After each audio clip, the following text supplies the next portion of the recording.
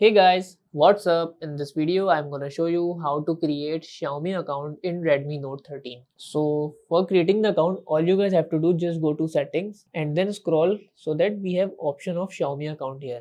Just tap to Xiaomi account. After that guys, enter email, phone number or Xiaomi account ID, but we don't have ID right now. So all we guys have to do just click to sign in with Google, but we have to accept the condition.